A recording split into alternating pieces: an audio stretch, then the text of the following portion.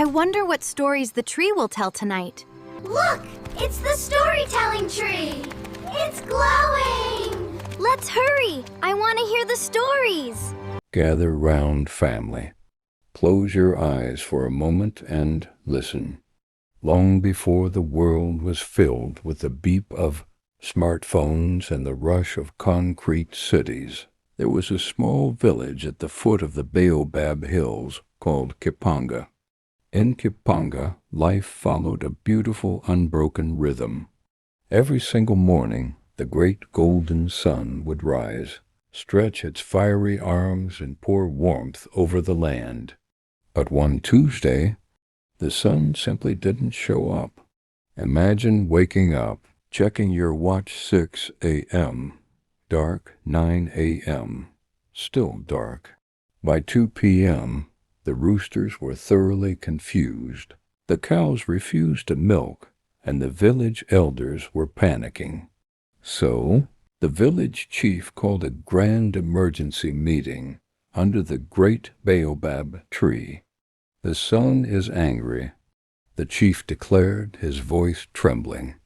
"We must send our strongest warrior to the highest peak to beg for its return."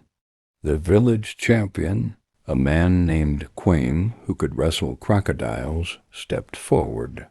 He climbed the mountain, beat his chest, and yelled into the sky, "Hey, sun, get back to work. We are freezing down here." But the sky remained pitch black, not a flicker. Then the richest merchant in the village tried. He climbed up and shouted, "Oh, great sun! If you return, I will sacrifice 10 fat cows and offer you bags of gold."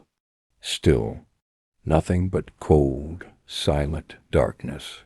The village fell into despair, but in the back of the crowd sat a young girl named Amina. Now, Amina wasn't strong, and she wasn't rich. In fact, most people ignored her because she spent all her time talking to the weaver birds and the river stones. Amina stepped forward and whispered, "Let me try." The elders laughed. If the strongest and the richest failed, what can a little girl do? But with no other options, they let her go. Amina didn't climb the mountain.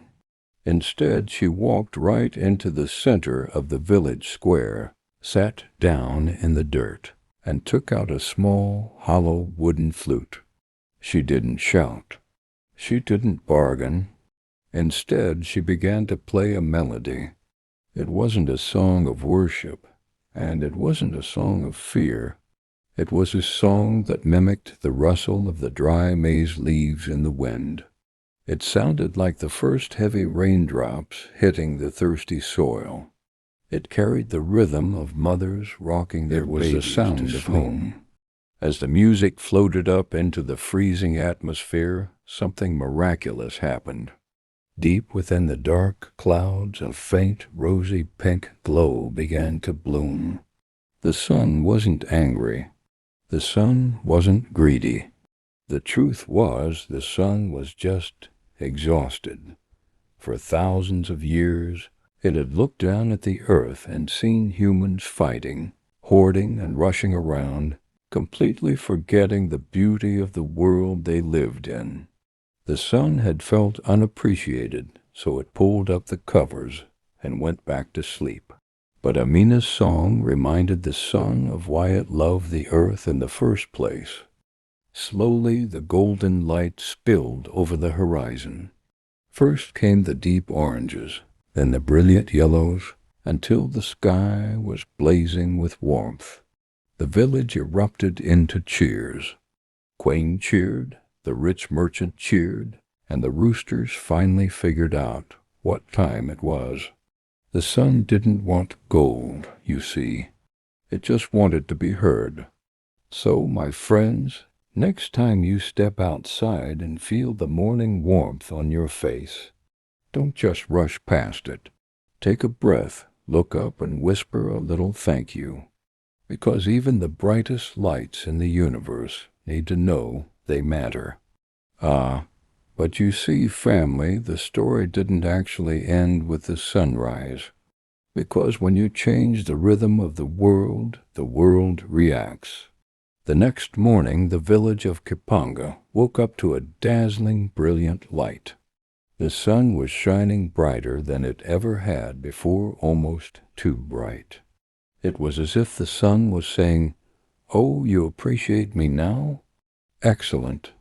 Let me show you what I can really do." By noon, the heat was intense.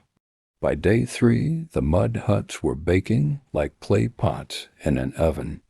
The river, which usually flowed full and proud, began to shrink into a narrow, lazy stream. The elders began to grumble again. First it leaves us in the dark. Now it's trying to cook us alive. But Amina noticed something else. She walked down to the shrinking riverbank, where the mud was drying up into cracked puzzle pieces. There, trapped in a tiny pool of receding water, was a creature the villagers hadn't seen in generations. It was a giant, shimmering mudfish, its scales reflecting all the colors of the rainbow. As Amina approached, the fish didn't splash in fear. It looked up at her with eyes as deep as the ocean and spoke, its voice sounding like pebbles rolling in a gentle wave. "Amina," the fish whispered, "the balance has tipped. When the sun slept, the waters grew cold and deep. Now that the sun is wide awake, the waters are running away. If the river dries, the roots of the great baobab tree will die, and the village will fall." Amina knelt in the mud, her heart pounding. "What must I do? Should I play my flute again and ask the sun to dim its light?" The rainbow fish shook its head, blowing a tiny silver bubble. "No, the sun has given its gift. Now the earth must give hers. Deep beneath the roots of the baobab lies the heart stone of the river. It has been asleep for 100 years because the people forgot to sing to the water, just as they forgot to thank the sun. You must wake the water, child." Before Amina could ask how, the fish dived deep into the mud and vanished. Amina didn't waste a second. She ran back to the village square and called out to the people. But this time they didn't laugh. They had seen her bring back the sun. They knew this little girl carried the ancient wisdom in her bones. "Bring your gourds, your drums, and your voices," Amina shouted. "We must go to the great baobab." The entire village marched to the ancient tree. The heat was oppressive, the air thick and heavy. Amina sat at the base of the massive trunk, pressed her ear against the bark, and could hear the tree faintly crying, thirsty and weak. She began to beat a new rhythm on her drum, a slow, deep, thumping heartbeat. Thump, thump, thump, thump. "Sing with me," she called out. "Sing for the water that quenches our thirst. Sing for the river that feeds our children." Quaim, the strong warrior, used his massive voice to boom a deep bass line. The rich merchant clapped his hands in a complex, syncopated rhythm. The women harmony sang a melody that sounded exactly like rushing waterfalls. For hours, the village didn't ask for anything, they just sang praises to the earth, giving back the energy they had taken for granted for so long. Suddenly, the ground beneath the baobab began to vibrate. From the very center of the baobab's roots, a cool, crystal-clear spring erupted into the air. It shot up like a geyser, cooling the scorching air and showering the cheering villagers in refreshing water. The spring flowed rapidly down the hill, filling the river bed back to its brim. Up above, a gentle, cool breeze swept across the sky, and a few fluffy white clouds drifted in front of the sun, softening its harsh glare into a perfect golden warmth. The balance was restored, not by fighting the sun and not by hiding from the heat, but by making sure the earth and the sky were in perfect conversation. From that day on, the people of Kapanga never forgot.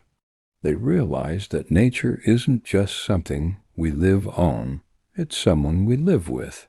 So as you go about your day, remember, when life gets too cold, find your song. And when it gets too hot, look to your roots. Peace be with you, family. Until the next tale.